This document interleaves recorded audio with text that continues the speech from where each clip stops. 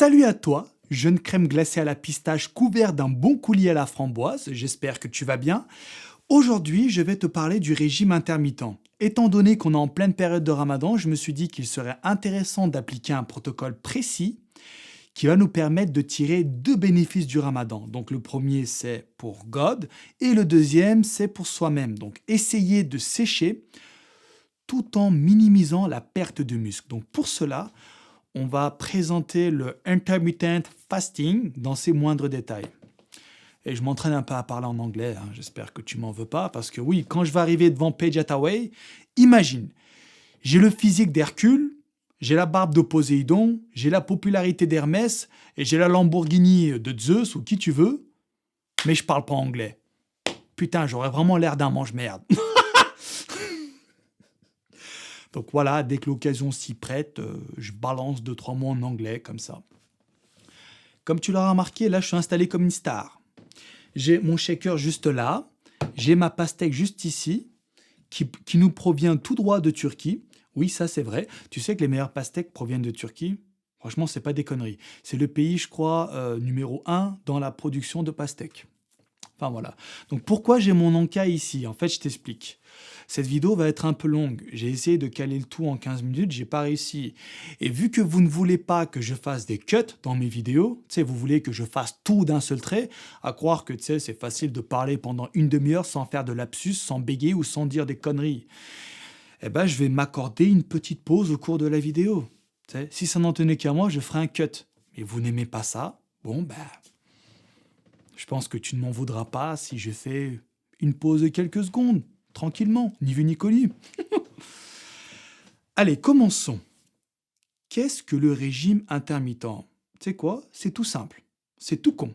En fait, quand tu fais le régime intermittent, tu fais un jeûne au cours d'une journée pendant 16 heures et tu manges pendant 8 heures. Ce délai peut varier d'une personne à une autre. Tu vois, il y en a qui vont allonger la période de jeûne et rétrécir la période de prise alimentaire, et inversement. Mais pour moi, le meilleur compromis, c'est 16 heures de jeûne, non, excuse-moi, 16 heures de prise alimentaire et 8 heures de jeûne.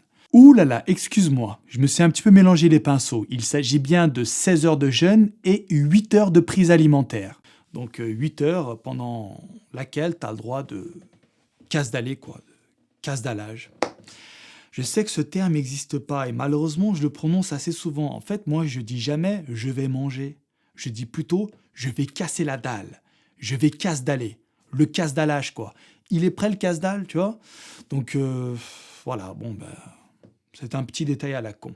Donc, 16 heures de jeûne et 8 heures de casse d'allage. Mais là, tu vas me dire, Efkan, écoute, si moi, je suis pas musulman, qu'est-ce que j'en ai rien à taper du régime intermittent? Écoute, gros, que tu sois musulman ou pas, il y a énormément d'intérêt à faire un régime intermittent. Je m'explique. Si on devait prendre l'avis d'un go muscu, donc si on devait prendre mon cas, ça fait 3 ans que j'envoie au moins 4000 calories par jour. 4000 calories, c'est pas rien, c'est pas de tout repos pour tes organes qui s'occupent de la digestion. Ton foie ramasse, tes reins, le système digestif, le pancréas qui sécrète de l'insuline. Tu vois, les mecs, ils carburent, quoi, les organes. Et du coup, je pense que c'est une très bonne chose de mettre ces organes au repos pendant 1 mois, tu sais, au cours d'une année. Genre, tu dis, bon les gars, vous avez bien travaillé, allez, vous méritez d'1 mois de vacances. Donc du coup, quand tu manges pas, tes organes ne travaillent pas. Et c'est une très bonne chose. Ensuite, ça te permet de repartir sur une bonne base. Tu sais, vu que tu chamboules un peu ton corps, quand tu commences à faire autre chose, tu choques le muscle, tu choques ton organisme, et puis ça fait repartir la machine, si jamais tu étais bloqué. Et devine quoi, il n'y a pas que ça comme avantage. Je suis allé sur Wikipédia, putain, il m'en a répertorié au moins 12, sa mère. Donc moi, j'ai relevé que les plus pertinents. Je vais t'en citer quelques-uns. Premier avantage, une perte de poids. Il nous dit, j'ai envie de dire, merci Captain Obvious, on va se taper un jeûne de 16 heures, donc il y a intérêt à perdre du poids. Sinon, ça sert à rien, du moins si on ne fait pas ça pour le ramadan. Ensuite, il y a une diminution des risques cardiovasculaires, une diminution de la mortalité, de l'obésité et un moindre vieillissement du cerveau. Truc de fou, n'est-ce pas? Il y a encore d'autres avantages. Je mettrai le lien dans la description de la vidéo et puis tu iras lire par toi-même.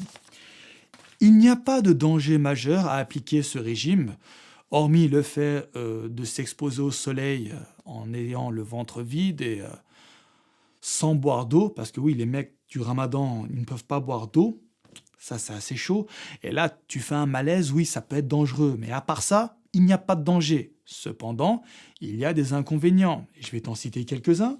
Donc déjà, il y a la déshydratation, du moins pour le mec qui fait le ramadan. Après, pour celui qui ne fait pas le ramadan et qui fait ça dans le cadre d'un régime intermittent, lui, il peut boire. L'eau, c'est autorisé.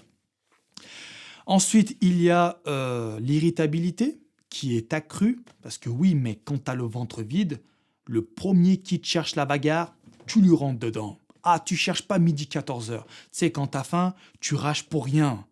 Donc tu as toujours des mange-merdes qui te matent de travers dans la rue, ou même un peu partout dans la vie. Ne les calcule pas. D'accord?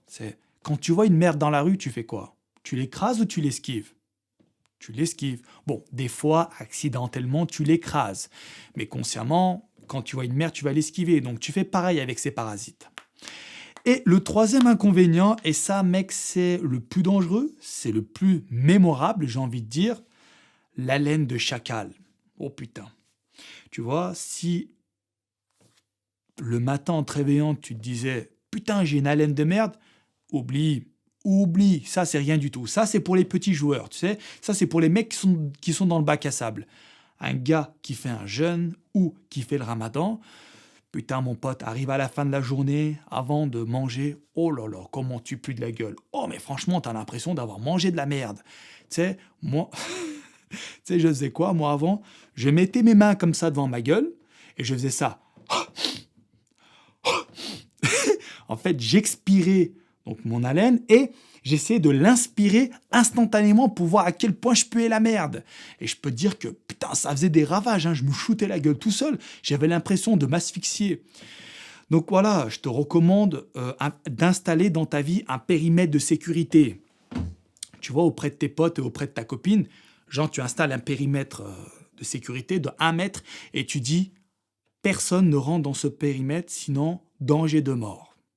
Ah oui, oui, ce que je te dis, mec, vraiment, tu pues de la gueule, c'est hard, hein, et ça, t'y peux strictement rien. Donc si jamais tu vois une meuf, tu lui dis, écoute, tu dis pas que tu pues de la gueule, ça donne une mauvaise image, tu vois. D'ailleurs, tu sais, dans ma vidéo qui va parler de comment gérer les meufs easy, à un moment, je parle de la laine, mais on verra ça plus tard. Donc tu dis à la meuf, vas-y, je suis malade, reste un peu loin, sinon je vais t'envoyer des microbes, c'est pas bien. Donc mine de rien, faut pas sous-estimer cet inconvénient. Je pense que c'est le plus contraignant dans la vie de tous les jours. Dans ta vie sociale, c'est pas évident. Voilà donc pour les avantages et inconvénients du régime intermittent. Maintenant, on va se pencher sur le mécanisme. Comment ça marche? Concrètement, quand tu fais un jeûne, qu'est-ce qui se passe dans ton corps? Eh bien, il y a essentiellement deux hormones qui vont jouer un rôle. L'insuline et l'hormone de croissance. Donc, l'insuline va baisser et la sécrétion d'hormones de croissance va augmenter. D'ailleurs, si tu permets, j'aimerais qu'à partir de maintenant, on dise GH à la place de dire hormone de croissance. GH, en fait, c'est le diminutif de growth hormone. Ça en anglais, ce sont les initiales de growth, plus loin, hormone. Ça veut dire hormone de croissance. Et c'est plus facile de prononcer GH que de dire hormone de croissance. Tu vois? Donc à partir de maintenant, on va dire GH. Donc, baisse d'insuline et hausse de la GH. Tu vas me dire, Efken, comment ça se fait? C'est quoi l'insuline? C'est quoi la GH? Putain, tu me casses les couilles, vas-y, je vais quitter la vidéo. Attends, reste cool, mon pote, je vais t'expliquer. L'insuline, c'est une hormone qui est sécrétée par le pancréas. Le pancréas, c'est un organe qui a la taille d'une bite, environ 15 cm, et elle sécrète une hormone hyper puissante qui s'appelle l'insuline. Alors comment ça marche? Tu vois, quand tu manges un aliment à index glycémique élevé, le glucide se convertit en glucose. Et ce glucose, c'est l'énergie préférée du corps. Malheureusement, ce n'est pas la graisse, mais c'est le glucose. D'abord, pour produire de l'énergie, il va puiser dans le glucose, et quand il n'y a plus de glucose, il va chercher dans la graisse, donc dans le tissu adipeux, qui va convertir aussi en glucose. Enfin, c'est un sacré bordel. Et donc, quand tu ne manges pas, Ben, non, attends, je vais plutôt commencer à l'envers. Quand tu manges un aliment à index glycémique élevé, quand il y a beaucoup de glucose dans le sang, ton taux de glycémie augmente. Et quand il augmente, c'est pas bon. Donc là, le pancréas, il se dit, bon les gars, alerte. Là, il y a un problème. Il a mangé trop de bullshit, il faut nettoyer le surplus de glucose. Donc, je vais envoyer les pompiers. Et les pompiers, ben, c'est l'insuline. Tu vois, il va sécréter de l'insuline et l'insuline va venir balayer le surplus de glucose. Comment il va faire? Il va convertir ce glucose en glycogène liquide. Ainsi, il va être stocké soit dans le foie, soit dans les muscles. Ou alors, il va le convertir en acide gras et là, il va être stocké dans le tissu adipeux. Et ce qui est mauvais, là, en fait, tu développes ta masse grasse. Et ça, c'est pas bon, tu vois. Donc, en fait, l'insuline, ça sert à ça. Et vu que pendant le jeûne, tu ne manges pas, ben, ta glycémie reste normale. Donc, le pancréas n'a aucune raison de sécréter de l'insuline. Voilà, c'est tout. Et du côté de la GH, quand tu es en jeûne, la sécrétion augmente. Et la GH est sécrétée par une glande qui a la taille d'une bille, qui se trouve dans l'axe central de ton cerveau. Et cette glande s'appelle antéhypophyse. L'antéhypophyse, ouais, c'est un nom assez bizarre. Et donc voilà, c'est cette petite glande qui a la taille vraiment d'une bille qui sécrète une hormone super puissante. C'est la plus puissante de toutes les hormones. Et c'est la GH, l'hormone de croissance. Mais tu sais que cette hormone, c'est un chef-d'œuvre. D'ailleurs, j'aimerais bien faire une vidéo entièrement là-dessus. Cette hormone a une action anabolique. Elle permet la reproduction cellulaire, ce qui conduit au développement du muscle et des os, entre autres. De plus, elle a également une action lipolytique. Ça veut dire qu'elle va mobiliser la graisse. Quand tu fais une sèche, l'hormone de croissance joue un rôle majeur dans la combustion des graisses. Et pire encore, mec, c'est tellement une hormone de fou que cette hormone, si elle est en hausse donc dans ton corps, elle va permettre de maintenir la masse musculaire lors d'une perte de poids. C'est un truc de ouf. Franchement, gros, cette hormone, on parle beaucoup de testostérone, mais on ne parle pas beaucoup d'insuline et d'hormones de croissance et de GH. Donc si ça t'intéresse, tu me le demandes dans les commentaires de la vidéo. Je peux faire une vidéo dédiée entièrement aux hormones. Une vidéo pour le glucagon, une vidéo pour le T3, le Sinomel, l'hormone de croissance, l'insuline, etc. Tu sais, ici, tu es en démocratie, cousin, c'est toi qui décides. Je fais genre un référendum pourri, là, sur ma page Facebook. C'est un pixel à la con, et si la vidéo est votée, eh ben, je l'approuve. Je la mets en rigueur. Voilà. Je parle un peu, t'as vu, avec le langage juridique. Ce sont les restes de ma fac de droit. Voilà. Oui, par contre, je tiens à te préciser, si tu veux que je fasse des vidéos de ce style-là, sur les hormones, ça va être un petit peu compliqué. Ça va plutôt ressembler à un cours de biologie. Tu te rappelles en quatrième d'ailleurs? Tu sais, le cours de biologie, putain, c'était un sacré bordel. Tu sais, mec, quand j'étais en quatrième, il faut que je te raconte une petite histoire, franchement, tu vas rigoler. Tu sais, j'étais avec des potes, mon collège était proche en fait d'une cité. Donc tous les mecs de la cité allaient à ce collège. Et en quatrième, j'étais dans une bande. On était un peu, donc moi aussi je venais d'une cité, donc j'étais avec mes potes de la cité, et on était habillés en lac d'art, tu sais, la casquette Lacoste, la sacoche Lacoste. D'ailleurs, j'ai plus la casquette, mais j'ai retrouvé ma sacoche, que voici. Zerma, j'accrochais ça comme ça. Ouais, tu sais, je me la pétais, tu sais, en quatrième, t'es un sale con, tu vois. Et on était comme ça avec nos casquettes lac d'art, et puis on arrive en cours de biologie. Et moi, j'aimais bien ce cours malgré tout, tu sais, même si c'était un peu compliqué, j'aimais bien. Et là, on commence à foutre le dawa avec mes potes. On fait n'importe quoi, on brasse et tout. Et là, le prof, il chope la rage du terre-terre et il nous dit « Sortez une feuille !» On fait d'accord. Et là, il nous dit « Contrôle surprise pour tout le monde. C'est la faute d'Efkan et ses potes. » Et là, je me fais « Non, putain, merde. » Tu sais, je m'en voulais, tu vois. Toute la classe a pris à cause de moi et mes conneries et mes potes. On a fait les cons. Et là, il nous dit « Vous allez me dessiner une bite et c'est noté sur 20. » Putain, le mec, il te balance ça. Je dis, quoi? Il veut qu'on dessine une bite? Parce que oui, en quatrième, c'est quand t'es en SVT, vu que c'est la puberté, c'est un peu normal, en fait, qu'on t'enseigne la reproduction, le pénis, le vagin, clitoris, etc., tu vois. Donc, il nous dit, dessiner une bite. Mais vu que nous, à cet âge-là, on était terriblement cons, on prenait ça à la rigolade. Donc, ça, on a dessiné quoi avec mes potes? La fameuse bite que tu vois partout, tu sais, dans les rues ou dans les toilettes. 2 petits ronds avec la moitié d'un ovale, tu sais, qui rejoint les 2 ronds. Moi, j'ai fait ça. Tu voulais que je fasse quoi? Comment tu veux dessiner une bite, putain? Du coup, j'ai donné ça au prof avec mes potes. On a eu 2 sur 20. Et là, t'as notre pote à côté qui, lui, il commence à sortir le compas, la règle, la gomme, le crayon à papier. Il commence à faire des calculs de fou. Je fais, mais qu'est-ce qu'il fait, le mec? Il dessine une bite en 3D ou quoi? Eh ben oui, et oui, oui, et c'est ce qu'il a fait. Il a réellement dessiné une bite en 3D avec des reliefs. Le mec, il était là, tu sais, vraiment concentré. Et je fais, hé gros, t'es en train de faire quoi là? Quentin, vas-y, réponds-moi. Tu fais quoi? Tu sais, il me répondait pas. Mais putain, vas-y, parle pas, il me reste 5 minutes, il me reste 5 minutes. Il était en stress. Je fais, qu'est-ce qu'il fait? J'étais vraiment curieux de voir sa feuille. Du coup, le cours se termine, le prof ramasse la feuille, et la semaine prochaine, on retourne en cours, donc il nous rend nos devoirs. Efkan, 2 sur 20. Jackie, 2 sur 20. Karim, 3 sur 20. Tu sais. Et là, il fait Quentin, 17 sur 20. Je fais oulala, putain, je veux voir c'est quoi sa feuille. Et là, le prof, il brandit la copie de Quentin. Il nous la montre. Regardez, ça, c'est une belle bite. Ça, c'est une bite collector. C'est une bite comme ça qu'il faut dessiner. Et gros, il avait fait une bite, le mec, on aurait dit de l'art. Et je me suis dit, ok, donc c'était vraiment sérieux. Et depuis ce jour, en fait, on a appris que le professeur était gay. Voilà. Et il adorait les bites. J'imagine qu'il adore toujours autant.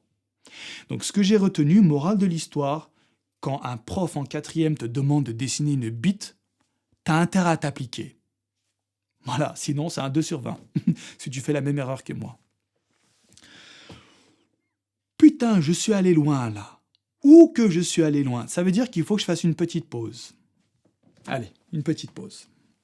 Donc si tu permets, je vais m'éloigner un petit peu du micro parce que je trouve que c'est vraiment dégueulasse en fait d'entendre quelqu'un boire ou manger. Donc je m'envole pas, je suis juste à côté, hein, t'inquiète.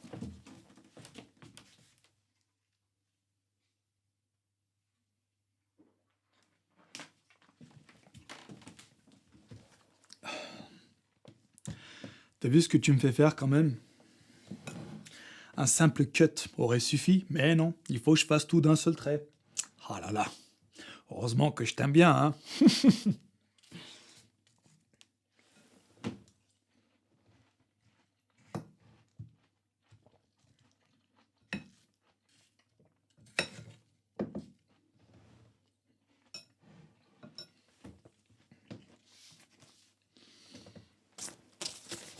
Où on en était? Voilà donc ce qui se passe quand tu fais un jeûne concernant l'insuline et l'hormone de croissance. Cependant, j'ai cherché sur Internet, mais je n'ai pas trouvé par quel procédé mécanique la sécrétion d'hormones de croissance augmente en étant en jeûne. Par contre, ce que j'ai trouvé, et ça c'est véridique, c'est que tu connais un pic de sécrétion de GH pendant la phase de sommeil profond. En fait, quand tu dors profondément en mode tu sais, je suis mort, c'est là où tu sécrètes beaucoup de GH, beaucoup d'hormones de croissance. Mais par contre, j'ai pas trouvé pourquoi, en faisant un jeûne, d'une manière générale, la GH était sécrétée en plus grosse quantité. Voilà, j'ai pas trouvé. Donc si jamais il y a un expert qui passe par là, j'aimerais bien qu'il m'écrive en commentaire un pavé bien détaillé pour que je puisse savoir la raison. En tout cas, donc, j'ai vu sur des articles que apparemment la GH, la sécrétion augmente considérablement en étant en jeûne, mais il n'y en a aucun qui dit comment. Pourquoi? L'insuline, on sait, on a compris. C'est vu que tu manges pas, la glycémie qui baisse, etc. Par contre, la GH, donc voilà, hein, si jamais tu sais pourquoi, ça me ferait plaisir que tu m'écrives ça dans les commentaires. Maintenant qu'on a vu le fonctionnement de l'hormone de croissance, de l'hormone de croissance et de l'insuline, et du jeûne en général, je vais te présenter un protocole précis à suivre. Alors c'est un protocole de Martin Berkhan. Martin Berkhan, bon, je dis en français, voilà. Il y a plusieurs protocoles, mais j'ai choisi celui-là parce que c'est pour moi le plus pertinent, celui qui correspond le mieux au mec du Ramadan ou à Monsieur Tout-le-Monde. Alors, Martin Berkhan nous dit qu'il faut faire un jeûne pendant 16 heures et manger pendant 8 heures. Donc ça, on a compris. Et au niveau de l'entraînement, il nous dit de nous entraîner 3 fois par semaine, mais il nous dit pas comment. et je vais compléter donc son protocole avec mon avis personnel, moi je te recommande de t'entraîner le lundi, le mercredi et le vendredi en full body. Tu fais des séries longues, des charges légères et des temps de repos courts. Ne t'amuse pas à faire le warrior en étant en jeûne intermittent ou en étant au ramadan ou ce que tu veux. Si tu as l'habitude de faire du développé couché à 120 kg, ne le fais pas. Mets ton ego de côté parce que là, ça peut être dangereux. Imagine, tu es sous la barre et tu fais un malaise. Tu n'as rien dans le bide, tu as super faim, tu te dis, vas-y, je vais quand même envoyer 120 kg, j'ai pas envie de perdre ma performance. Tu fais cette erreur-là et là, il se passe quoi? Tu commences à avoir des étoiles. Tu sais, ça t'est déjà arrivé. Et tu commences à avoir le champ de vision réduit. C'est comme s'il y avait des œillères qui venaient se poser vers tes yeux. Ça arrive généralement quand tu te lèves d'un coup. Tu sais, t'es assis, quand tu te lèves d'un coup, t'as la tête qui tourne, tu vois des étoiles et tout, et tu sais, t'attends que ça passe, tu vois. Ça arrive souvent. Et quand t'es en jeûne, ça doit arriver plus souvent. Mais si ça arrive quand t'es en dessous d'une barre à 120 kg, j'imagine pas les dégâts. Donc voilà, ne fais pas le con, entraîne-toi comme une tafiole. Tu te dis que temporairement, tu vas être dans le bac à sable. Voilà, c'est tout. Et après, tu repartiras de plus belle une fois que ton régime sera terminé. Ensuite, Martin Berkane nous dit qu'il faut prendre des compléments alimentaires. Donc, il nous dit pas quoi. Donc, moi, je vais te dire qu'est-ce qu'il faut prendre. Protéines, BCA, oméga 3 et caséine. Et là, tu fais pas de manière, mec. Il faut absolument que tu prennes ces compléments alimentaires pour que ton régime soit fructueux. Donc, je vais te dire comment agencer cela. Alors, quand tu t'entraînes, donc le lundi, le mercredi et le vendredi, tu vas manger comme tel. Donc, on estime que le jeûne commence à 5 heures du matin et il se termine à 21 heures. Donc, c'est juste une estimation. Ça peut varier selon les jours, selon le calendrier du ramadan. Eh bien, à 21 heures, quand c'est l'heure de manger, tu vas manger. Le jour donc de ton entraînement, le lundi. Tu vas manger 300 grammes de glucides, 300 grammes de viande maigre et 300 grammes de légumes, plus une capsule oméga 3 avec des BCA. Ça, c'est important. Vu que tu t'es entraîné, donc on admet que tu t'es entraîné à 19 heures et que tu as fini à 20h30, tu manges une demi-heure après, c'est parfait. Donc c'est après l'entraînement que tu connais un pic d'anabolisme. Donc pour éviter tout catabolisme, il faut absolument manger dans l'heure qui suit. Donc tu manges ce repas-là et tu mets les BCA vu que tu viens de t'entraîner pour la récupération musculaire. Et ensuite, tu vas te coucher. Ah, ça c'est impératif. Rappelle-toi, mec, tu dois assez dormir pour rentrer en phase de sommeil profond afin de sécréter beaucoup de GH. C'est super important cette hormone. Donc fais pas de manière, tu te couches tout de suite. Ensuite, tu te réveilles, on va dire, à 4 heures du matin. Tu as dormi, admettons, 7 heures. Tu fais le même repas qu'à 21 heures, sauf que cette fois, tu rajoutes en plus 60 grammes de caséine. C'est bien de prendre une protéine à assimilation lente avant le début du jeûne. Donc je récapitule. Le repas, le jour de tes entraînements, c'est 300 grammes de riz, 300 grammes de viande maigre, 300 grammes de légumes et une capsule oméga 3. Et c'est la même chose pour le repas de 4 heures du matin, sauf que tu prends de la caséine en plus.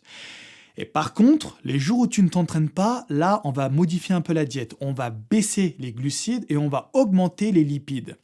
Donc, à 21 heures, tu vas manger 200 grammes de riz, 300 grammes de viande maigre, 300 grammes de légumes et 3 capsules oméga 3. Ensuite, tu vas te coucher et tu fais la même chose à 4 heures du matin, sauf que tu rajoutes 60 grammes de caséine. Bon, les BCA et la protéine en poudre, ça c'est en cas en fait de... Imaginons, tu dors et d'un coup la nuit tu te réveilles parce que tu as trop faim. Bon, ça m'étonnerait, mais imaginons à 1 heure du matin tu te réveilles, tu as super faim. Là tu peux manger protéines en poudre plus BCA plus amandes par exemple, ou quelques fruits. 2-3 bananes, voilà, ça va te caler. Mais le problème c'est que si tu fais une collation en pleine nuit, tu risques de ne pas avoir trop d'appétit à 4 heures du matin. Alors que c'est le repas, c'est un repas très important, quoi. Si tu ne manges pas beaucoup à 4 heures du matin, le jeûne va être très, très, très, très, très, très difficile. Voilà donc pour ta diète. Donc, tu as bien compris. De toute façon, rassure-toi, dans la description de la vidéo, j'écrirai tout en détail. Rassure-toi, si tu n'as pas suivi tout ce que je t'ai dit, tu cliques dans la description et puis tu auras toutes les informations. Voilà le protocole que je t'invite à suivre, cher abricot. Je sais que ça va être très difficile.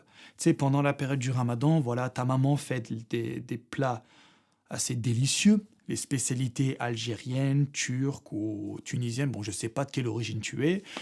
Donc, tu vas te dire, putain, toute ta famille va manger un repas super bon, un véritable festin, et toi, tu vas te taper poulet brocoli, sa mère la schneck.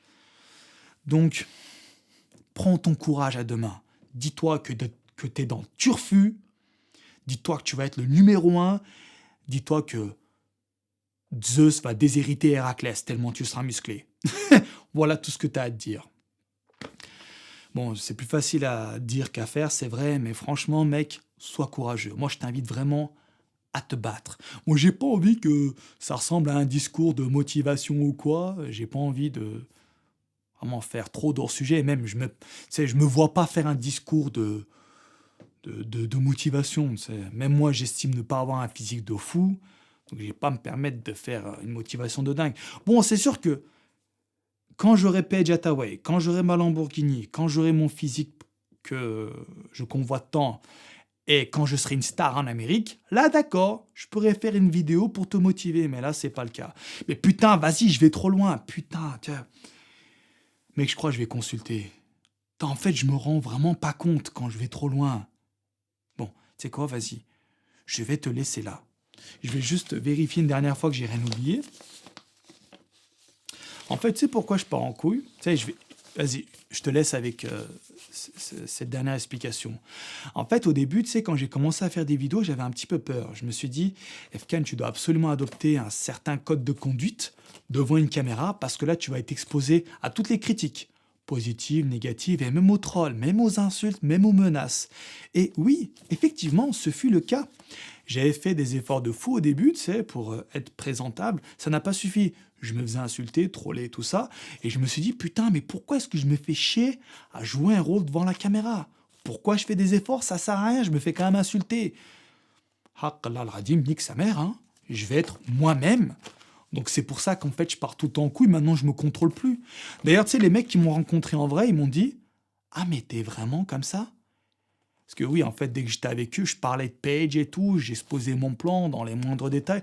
Le mec qui était sur le cul, il me fait, ah, mais t'as vraiment prévu de te la taper? Je fais, bah bien sûr, t'as cru quoi? Il m'a dit, mais t'es fou? En fait, t'es complètement fou. Moi, j'ai cru que tu faisais semblant devant la caméra. Bah non, je suis vraiment comme ça. D'ailleurs, maintenant, je m'entraîne au Gigagym de Villeurbanne, ma gueule. Tu sais, putain, maintenant, je suis là-bas. Donc, si tu veux me voir, bah, tu peux venir au Gigagym de Villeurbanne. Tu me verras. Voilà mec, allez, je te laisse sur ces belles paroles, je te souhaite bon courage pour le Ramadan si tu le fais, et je te souhaite également bon courage si tu ne fais pas le Ramadan, si tu n'es pas croyant, et si tu fais juste un régime intermittent. Voilà, allez, je te dis à la semaine prochaine pour une nouvelle vidéo. Salut!